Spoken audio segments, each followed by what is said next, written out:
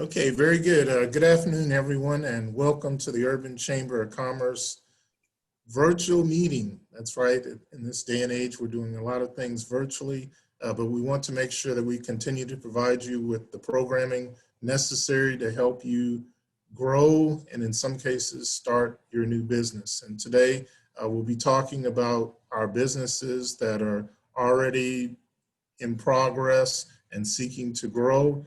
And fortunately, we have the opportunity today to have our Nevada State Treasurer, Zach Conine, with us, who will be talking to us about a program, a recently launched program that will provide a business grant. That's right, there are very few business grants out there usually, but in this age of COVID-19, our state, like many others, is trying to provide some much needed assistance to get us through this immediate issues that we deal with as business owners. Administratively, what I want to let everyone know is that we will be making this session available via video once we complete today's call. What we would ask you to do is, if you have questions, please type them into the chat room, and I'll be acting as a moderator.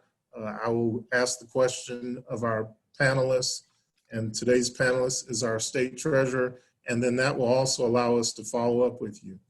We will make sure that if there are any slides, handouts, or anything along those lines, we will send those to you via email. Plus, we will make a copy of this available via a link that we will send out to those who have signed up. Without further ado, I want to say thank you very much to Matthew DeFalco for helping to set this up. I know it was short notice, but at the same time, very much needed. The program just launched a few days ago. The deadline, the state treasurer will mention to you, is coming up in a few more days. So this still gives us some time to get the information out there. Plus, if there's some clarification questions, we'll be able to get those answers today. Happy to say that today we have Nevada State Treasurer Zach Conine with us. Very briefly, he's a graduate of Cornell's Hotel Administration School. In addition to that, he has a law degree from Boyd School of Law here locally, so he's also got some UNLV flavor behind him.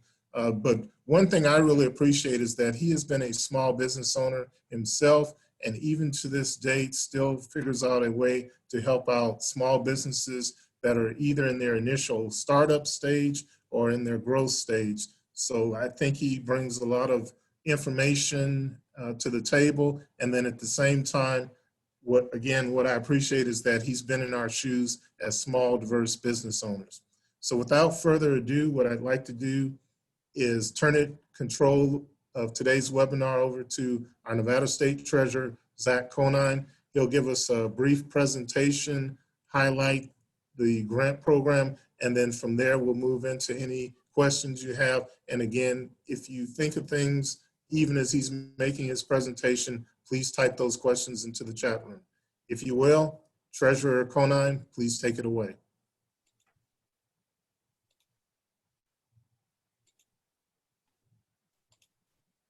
And if everybody can hear me, Kenneth, if you could just allow video to start, I will turn it right on. Okay. Thanks.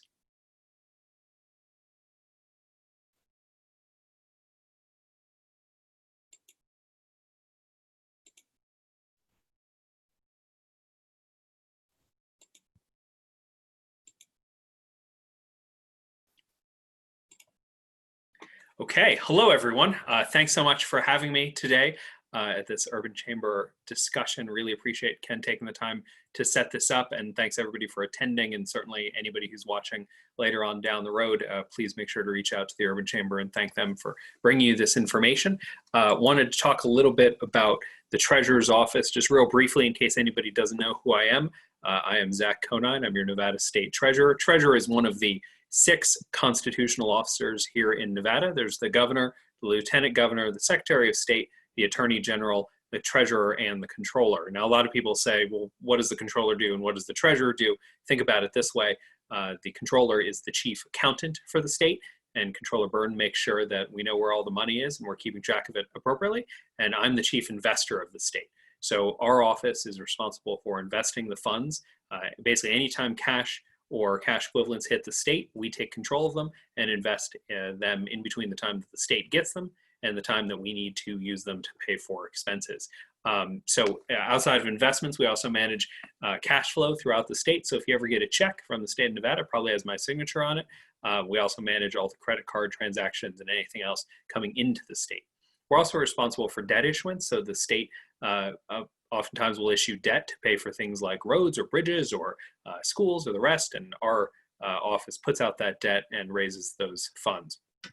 Outside the traditional treasury functions, we manage things like unclaimed property, which if anybody isn't familiar with unclaimed property, it's sort of a fun thing. You can search your name on our website, nevadatreasurer.gov, and if we've got money of yours, we'll return it.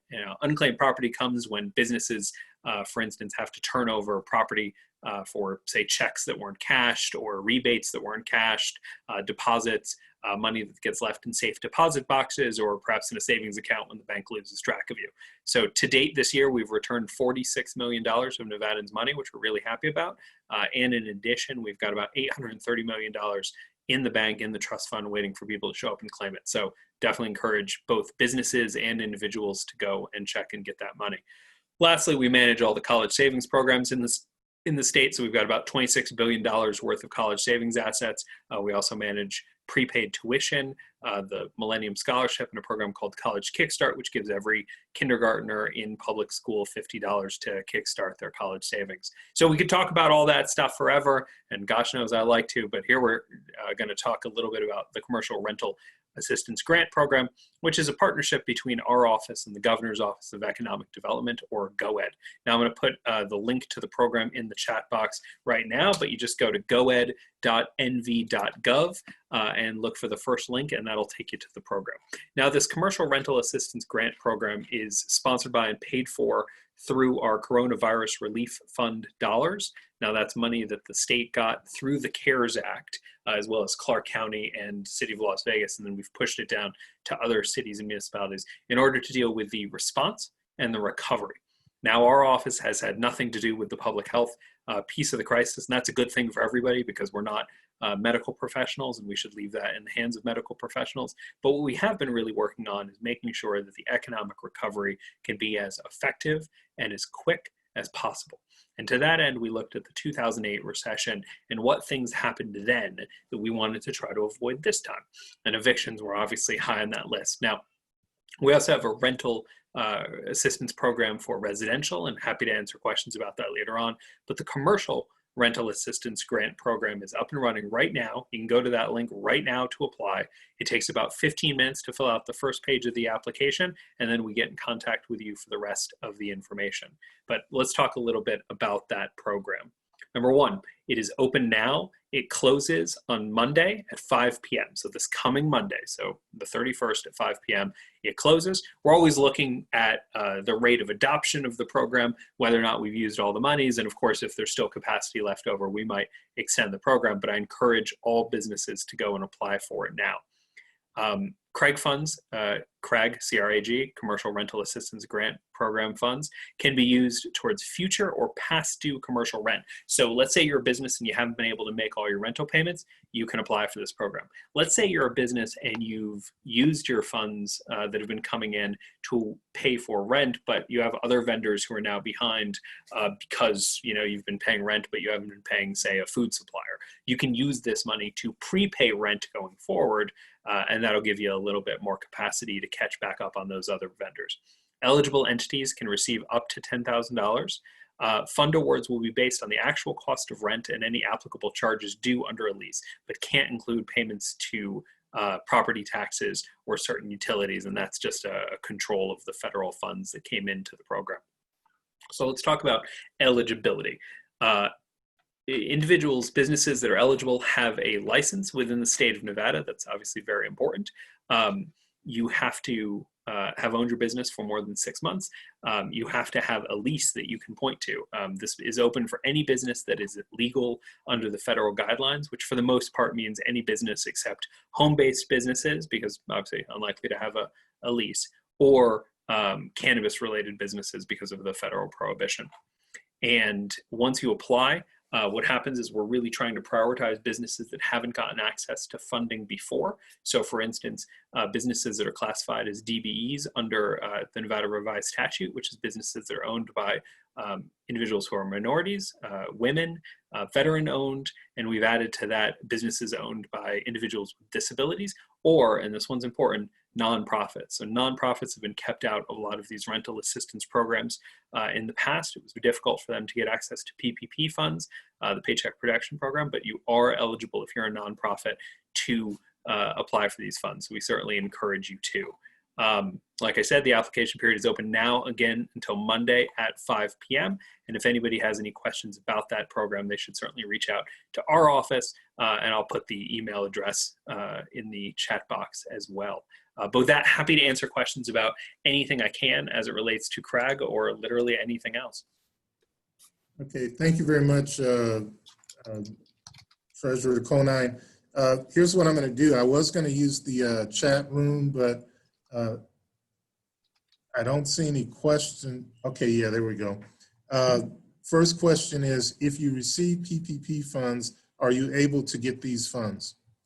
So we wanted to prioritize individuals who hadn't had access to funds before. So there's a limit currently of about $5,000 on, or exactly $5,000 on how many PPP or other rental program funds you've gotten so far. So some businesses took a really small amount of PPP funds, $1,500, $2,500. Those individuals will be eligible. Now we're going to reevaluate the program as it nears completion. So over the next couple of days, and we might open that up. So we certainly encourage people to follow along. Following me on Twitter is a great way to get that information, but also keeping an eye on the GoEd site. If we change that eligibility, that's where we'll announce it first.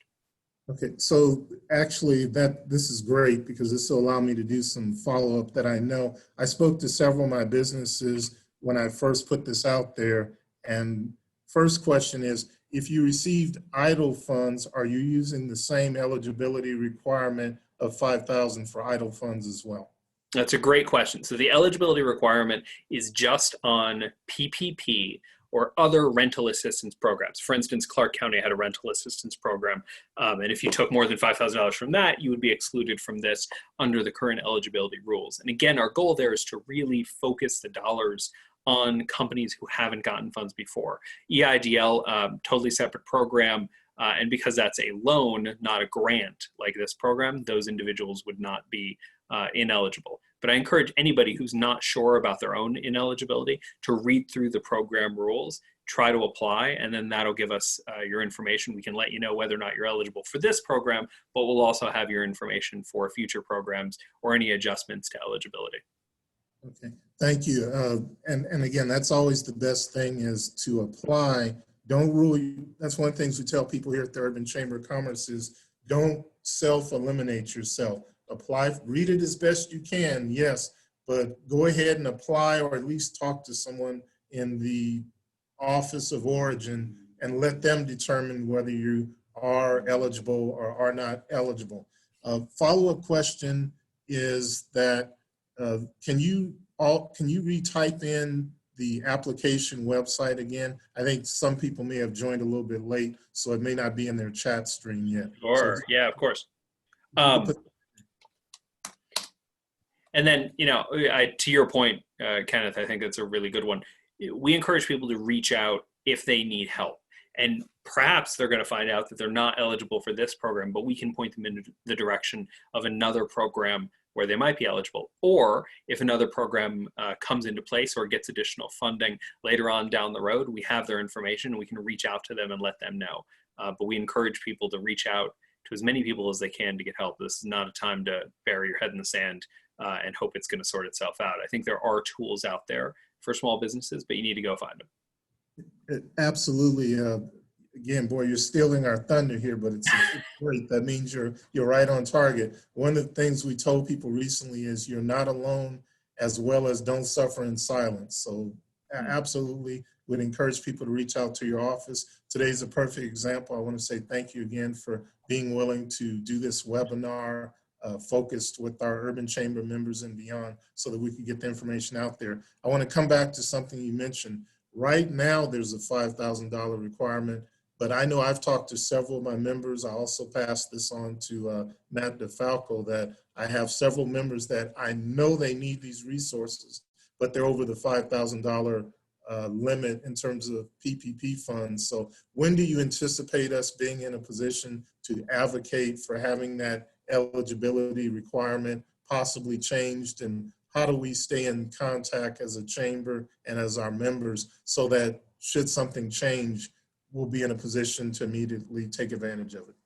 Well, obviously, Ken, you can always call me directly or reach out to Matthew. But for anybody who needs to get a hold of us, I'll put that email address again in the chat box. But don't hesitate to reach out. I think this is a really important time to be communicating with your government. And I see some people are saying it's not showing up in the chat box. I see it, so I'm not sure for what reason. I know what happened. Treasurer, select panelists and attendees when you put panelists and attendees. Okay. Yes. All right. Sorry. Here you go. I'm a finance person, not a tech person. Yeah, I have my challenges as well. And then there you go. Okay. So those are the two links. But again, if you ever need help with anything, don't hesitate to reach out to our office. And I think you bring up a good point, which is all of these programs are being created quickly with an intention to get the funds out in the most effective way possible to the most people as possible and to try and meet the need with the program. But I think it's important for everyone to realize that, government here is trying to be as intellectually honest as possible. And sometimes we're going to miss the boat a little bit, right? And if there's an opportunity to make a program better, the only way we're going to make it better is by hearing from you all. So we got a ton of feedback going into the commercial rental assistance grant program, right, from hundreds of small businesses, taking out our own experience in the space, but just talking to a lot of businesses about what they needed. And we put the program together. And if we find that there are more people who need help and we still have additional resources, we'll expand it. So I think it's important to make sure to reach out and let us know, like, how does the program work for you? Does it not work for you? Does it work for you perfectly, so that we can make shifts and adjustment? This is a time where we have finite resources, right? We got certain amounts of money from the federal government. Hopefully the HEROES Act or something like it passes so we get additional resources. That'll help everybody. But we're dealing with an almost infinite problem, right? We've got things that need to be done, money that needs to be spent on the school side. We've got money that needs to be spent on the contact tracing side, and on the pandemic recovery standpoint, we've got money that needs to be spent in DETR and the unemployment system, with money that needs to be spent everywhere. So hearing from you all, hearing from constituents, hearing from small businesses about the tools that you need and the specific requirements that you have helps us tailor programs so that they're more effective. So keep it coming. We appreciate any and all feedback. And to that end, I want to say thank you to one of our members that I know works with a lot of, this member has an accountant background and does bookkeeping as well. Plus they've assisted people with technical assistance. And I'm going to give this, this is what we do at the Urban Chamber, firsthand feedback. What they suggested is considering going to 10,000 or even 20,000 as a possible way to tweak the program. So thank you very much for that input, Ms. Crawford. Follow-up question from Ms. Cato, who happens to be, thank you very much, one of our Urban Chamber board members in attendance. What she asked is, what if the landlord is not open to participating? Is there any recourse? And again, this is on the commercial side. Ms. Cato, it's always good to see your name. That's a tough one. So in this situation specifically, we want the landlords and the tenants to be working together here. And so what you're referring to is the funds go directly to the landlord. So the landlord has to be a participant in the program. Additionally, the landlord, by taking these funds, is agreeing to not evict the tenant for 90 days. And again, the point here is to try and make sure that we're focusing those dollars on businesses that are going to be stable if they get help through this crisis, as opposed to a business that was going to shut down and the crisis just made it a little bit worse, but maybe the eviction moratorium kept them in there for a couple of months, right? We really want to make sure we're spending those finite resources in them as most effectively as possible. We've found for the most part that landlords are playing ball. We've had a couple of actors who haven't been interested, and certainly I encourage any business that's having trouble getting contact with their landlord or having trouble getting their landlord to agree or to be responsive, certainly reach out to our office. We can call them together and try to figure out what the problem is, right? Is there a long-term fundamental problem between the landlord and the tenant? This program is probably not going to solve that. But if it's merely some confusion or not understanding how the program works, sometimes a little bit of conversation goes a long way. So we're happy to help if we can. Thank you very much for that. And I guess I'll ask a clarification question too, as far as the process. You mentioned that the landlord has to cooperate. So I would assume we apply, and then what happens after that? When do we get the landlord involved? Do they have to fill out anything online, or just a little bit more about the process, please? Yeah, absolutely. So the first step is you go to that link. There's a one-page application. We found that certain web browsers work better on it than others, right? Chrome works better than Safari. So if you're on Safari, you might want to try a different web browser if you've got one, or download one. But you fill out a one-page application, which has some business information. You sign up for a program called Zoom Grants, which is the mechanic through which these dollars get out the door. And once you complete that one-page application, then the company that's helping us put this together and our staff will reach out to you to get the rest of the paperwork. And the reason we did it that way is one of the problems that we found, especially with small businesses with PPP, is the banks wanted people to kind of get everything together and send them a whole package. And oftentimes, if there was one small error in that package, it would prevent people from getting access to funds. So this way, we'll really hold the business's hand as they go through the process and make sure that we get all the information. Now, part of that process is an agreement that your landlord has to fill out that both has their payment information so that the funds can go directly to them, but also agrees that they are going to cancel any eviction proceedings that are currently underway, that they're going to not start new eviction proceedings for 90 days after they take this money, et cetera, et cetera, et cetera. And those are just basically legal protections to make sure that everybody's on the same page and that we run into fewer surprises down the road. And I see a Miss Crawford reached out with some confusion on the website. Certainly feel free to reach out to our office if we can help. We've tried to make it as simple as possible, but of course, if there's any way we can walk somebody through it, we're happy to. Okay, and I noticed that you listed an email address. Is there also a telephone number? Like, for example, if I'm trying to I'm at the website, I'm trying to fill it out online in real time, is there somebody I can call on the phone that they can get on the phone and help me while I try to walk through the application? Yeah, absolutely. The easiest way is to email us, and then we can set a time to get on the phone. We get a few hundred, sometimes a couple of thousand inquiries a day. So it's easier to schedule a time than just reach out. And depending on what your problem is, it could be a tech problem, which we would want to turn over to the tech team. We see a few of those. It could be a problem with the actual filling out the form and questions with the form. We'd want to turn it over to that customer support team. So email is the best way to get it started by far.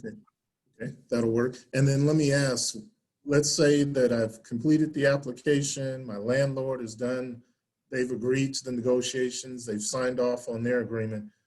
How long will it take for the funds to actually be dispersed for my landlord? And the reason why I also ask that question is if I'm in an emergency, or even if it's just urgent before it gets to a point of emergency, I want to be able to manage expectations with my landlord. Yeah, I think that's really important. Both that communication between a business and their landlord is happening, and that we manage expectations appropriately. Our expectation is for people who applied in the program when it went live, which is this past Monday at around 8 a.m., that those funds are going to start going out sometime next week. So it's a relatively quick process, assuming that everyone is getting together and turning in the information as quickly as possible. Now, we're certainly seeing situations where we've requested information from a tenant and they take a couple of days to get back to us. That obviously slows down the process. If the landlord takes a couple of days to get back to us, that slows down the process. But the intention is for it to go relatively quickly, certainly quick from a government perspective. And I think to the extent that those funds are coming, the landlord knows they're coming because they've signed off to the program, and we should be able to give people a pretty good idea about eligibility and whether or not there were still funds available for them quickly. That should allow everyone to make a better decision going forward, knowing that those funds are coming relatively quickly.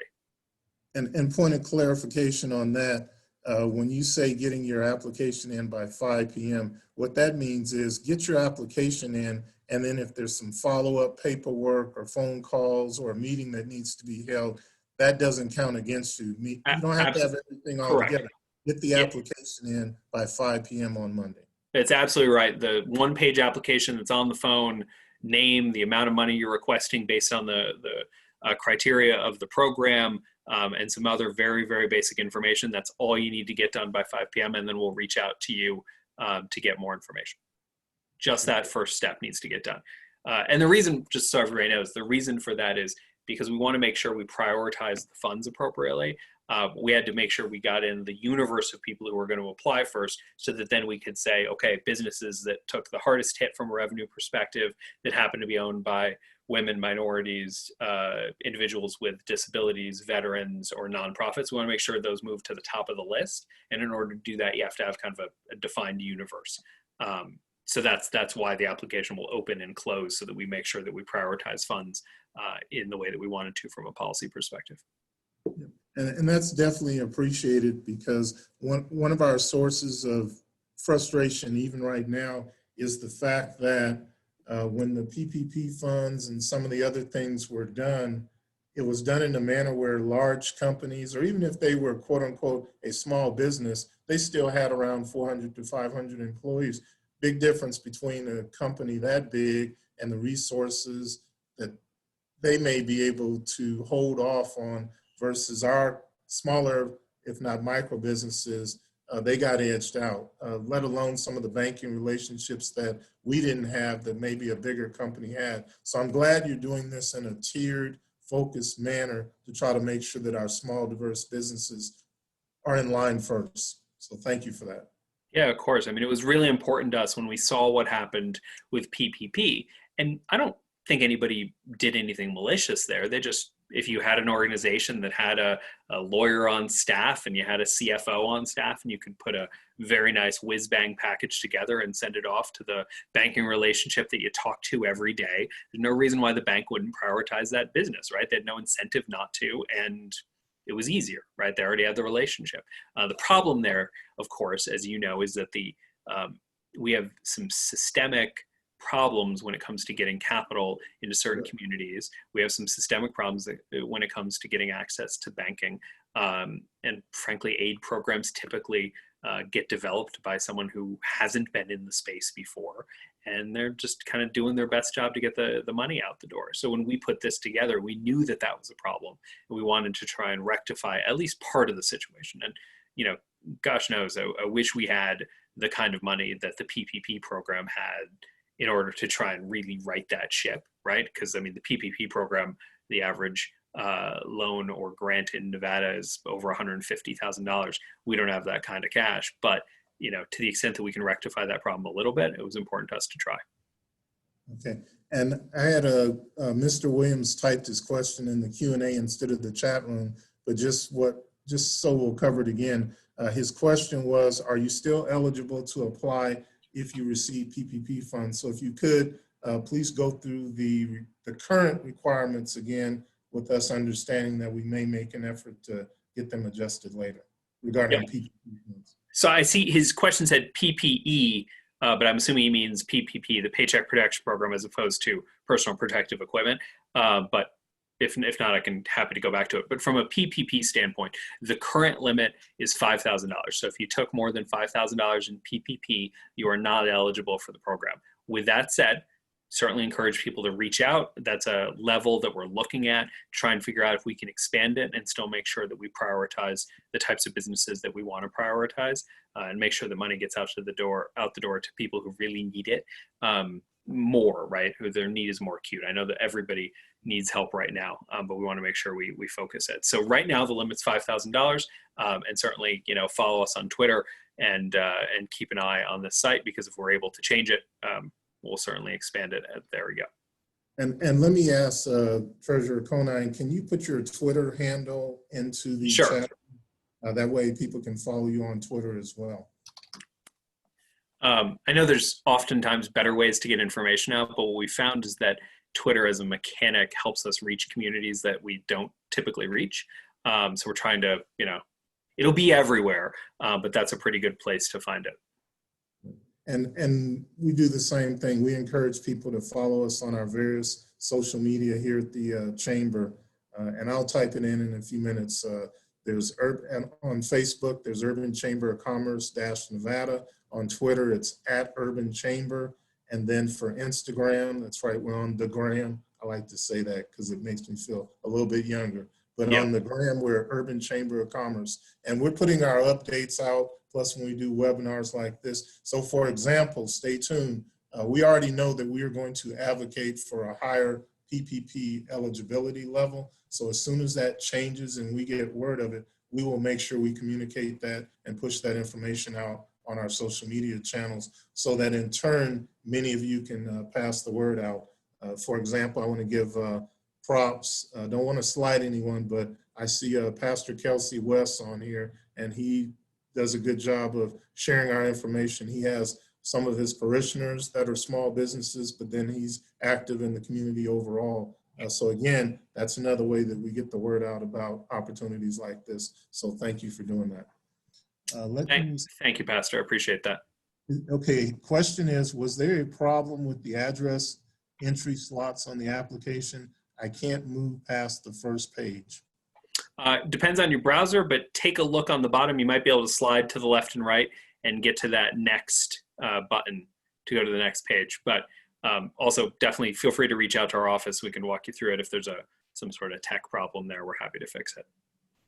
And I'm happy that he mentioned that he's applying, because I want to make sure that people understand, unlike what we ran into with the PPP programs for the Chamber, for example, we're a nonprofit 501c, but we're a 501c6. So it's a little bit more challenging for chambers to apply and be eligible for PPP funds. One thing I want to make clear is that for this program, nonprofits, meaning all 501Cs, are eligible to apply. So if you know nonprofits out there, many times they're leasing space, and that's a big part of their expenses. We want to get the word out to those nonprofits that they are eligible for this program for their commercial lease. That is absolutely right. And definitely we encourage any nonprofit to apply. The only exception to that would be if you happen to be some of the political action committees fall under the 501c section. And Right. if the funds are not allowed federally, they won't be allowed under this program. But for the 2 or 3 of you who are running some sort of large PAC, there might be funds elsewhere. And one thing we want to point out again is, don't self-eliminate yourself. And if you know other individuals that were not able to attend this call, again, we'll be making the Zoom link available to share. In addition to that, tell them, don't rule themselves out, don't self-eliminate, apply. That it's okay, ask some questions, but it's better to apply and have them go through and make the final determination than you doing otherwise. Yeah, don't self-deny. Thanks, Ms. Crawford. Okay, once again, it says, the treasurer's asking, Pastor West, is there a good email to use for you? See, once again, this is what we love. We get things done right away. So Pastor West, if you can share an email, the treasurer is going to take that email and have someone follow up with you right away. Or just hit us offline in case you don't want everybody blowing up your email. Yeah, I don't get that option as a public official, but Yeah.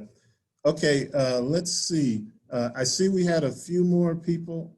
Okay, thanks. I see we had a few more people join, so just want to give them a chance to see if they have any questions.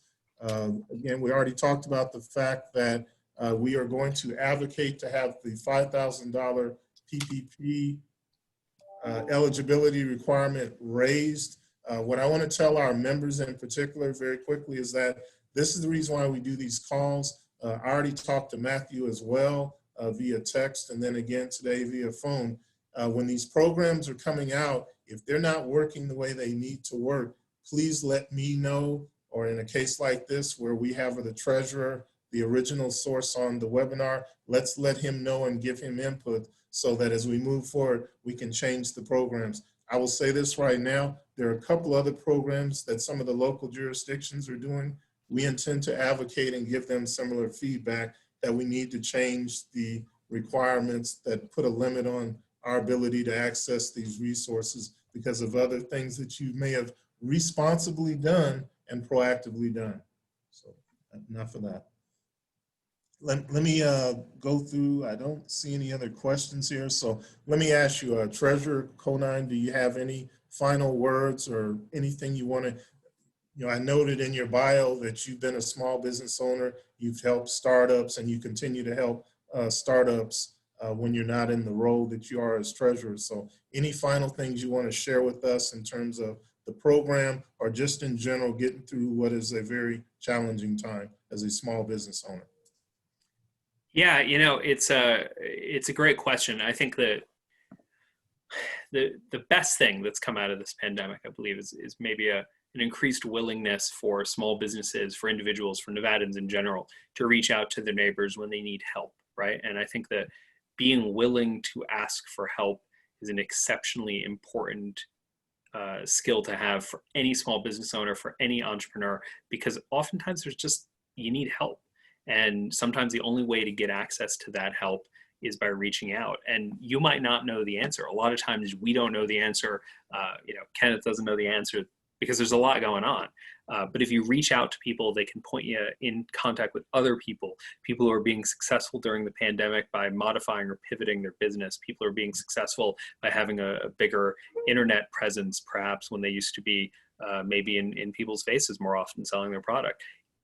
The world's different now, and I don't think it's going to go back to the way it was anytime soon. So looking for best practices and just trying to get smarter, while at the same time remembering that we're all in business to make our lives better, to make our communities' lives better, to make our families' lives better, our children's lives better, and not taking your eye off the ball and realize that the other people in that transaction are probably having a pretty tough time of it too. So I think finding ways where we can increase the size of the pie as opposed to trying to increase our share of it, that's probably good advice all the time, but it's absolutely necessary during a pandemic. So thanks for doing what you're doing. Thanks for being the small business engine that helps to drive Nevada and is certainly going to drive our recovery. And, looking forward to helping in any way we can. Don't hesitate to reach out. And I'll say thank you very much to you, Treasurer Conine. I also want to say thank you to Matthew DeFalco for setting this up on short notice. I also want to tell my board member, Joe Cato, thank you for being here. That's one thing I appreciate about being in my leadership position is I don't feel like I'm here alone. I have other individuals that are key to the leadership of the chamber. They get the information. They will do two things. They'll help make sure that the information gets out. But then I also know that Joe Cato will be instrumental in making sure that we advocate to get those eligibility requirements possibly adjusted. Oh, okay. Actually, before we wrap up here, I did have a couple more questions and we're okay with that. Sure. Ms. Bro asked, do you have to be behind on your rent to be eligible? And I know you talked about a proactive thing you can do, so I'll let you answer that. And then it said, are you eligible if you receive the PPP and or EIDL? So maybe go through those requirements again. Everyone else, bear with us. We want to make sure we take care of everybody. So go ahead. Absolutely. So first question first, do you have to be behind on your rent? For the commercial rental assistance grant program, no. For the residential program you did, and that had to do with CARES dollars, and that's probably long and boring to explain. But from a Craig perspective, from the rental assistance for commercial businesses, you do not have to be back on your rent. You do need to have an active lease, but you don't have to be behind on your rent. So if, for instance, I know a lot of businesses you've prioritized paying your rent, but maybe you haven't prioritized paying other vendors, this gives you an opportunity to prepay some of that rent so that you can get caught up with those other vendors. All payments from this program go directly to your landlord, and they'll be part of that conversation so that, for instance, if $10,000 pays 2 months of rent, you get 2 months of rent paid, which lets you catch up on some of your other expenses. And then as far as eligibility goes, currently EIDL does not impact the program at all, and we have a $5,000 limit on PPP. So if you've taken more than $5,000 in this first run of the program, you won't be eligible. We're constantly looking at the eligibility requirements and thresholds, and we might be expanding that in the future if we find ourselves with additional capacity. So please follow me on Twitter. And I'll put that back in the chat box again, just so you have it. But also just keep an eye on the Urban Chamber, because I know they'll be spreading the word as we adjust and amend the program. And what I'm doing now is I'm typing in our Twitter handle as well. And we'll do the same. And the treasurer just put his in there as well. So again, we'll get the word out as we move through this. The deadline, 5 p.m. Monday. The requirement, you don't have to have all your I's dotted and your I's dotted and T's crossed. Just get the application in by 5 p.m. And then if there are follow-up actions, they can occur after that 5 p.m. deadline. But we want all our members that are eligible or potentially eligible, because again, we don't want you to self-eliminate yourself unless you know hard and fast it's not like the PPP requirement. That's something we're going to work on. But short of that, other than that, please apply. Please get the word out to other people to apply by 5 p.m. and then stay in touch if you're over the 5,000, because again, I can tell you right now, we are going to advocate to have that limit changed. One of our members suggested maybe a $10,000 or a $20,000 limit. But if I'm understanding the treasurer correctly, I think what they're going to do is they may go to 10, see how the funds are deployed, and then if there's still room, maybe they go to 20. Then that way, in theory, you're servicing the smallest micro businesses or smallest businesses before you get to larger companies that may have got 20,000 or over in PPP funds. Yeah, and I'm not sure how exactly we'll peel that apple, but we're certainly looking at different ways to do it. Also wanted to let Pastor West know you should have an email in your inbox from our team. So definitely respond to that and we'll get you sorted. Okay. Very good. Thanks, everybody. With that, thank you all very much. This will be recorded. In addition to that, your comments will be recorded and we will make this available via Zoom link to the participants, as well as eventually we will have a resource page on our website, which is at urbanchamber.org, so that people can come and view webinars like this at their leisure. Thank you again, Treasurer Conine. Thank you again, Matthew DeFalco, for helping to facilitate today's session. And on behalf of the Urban Chamber of Commerce, our board of directors and our staff, please, you're not alone. Don't suffer in silence. Please allow us to make the journey with you in terms of being an entrepreneur or business owner, especially in this challenging environment. Thank you all very much. Enjoy your weekend, but get your application in even as you enjoy your weekend. Have a good day. Have a great day. Thanks so much.